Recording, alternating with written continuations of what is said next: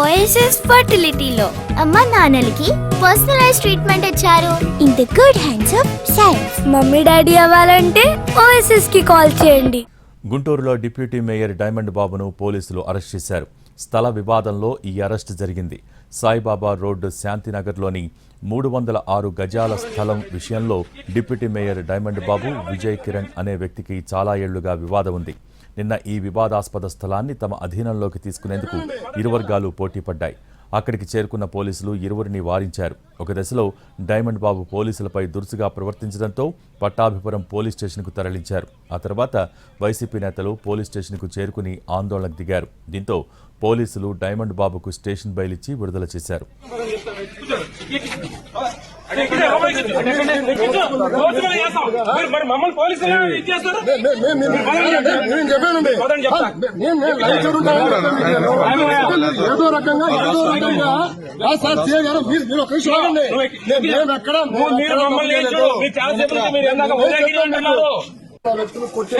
చెప్పాము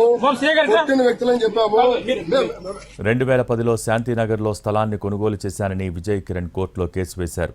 చట్ట ప్రకారం తనకే హక్కులు ఉన్నాయని డిప్యూటీ మేయర్ డైమండ్ బాబు వాదిస్తున్నారు. అయితే 2019 నుంచి 24 వరకు అధికారాన్ని అడ్డుపెట్టుకుని తన స్థలాన్ని డైమండ్ బాబు ఆక్రమించుకోవాలని చూశారని విజయ్ కిరణ్ ఆరోపిస్తున్నారు.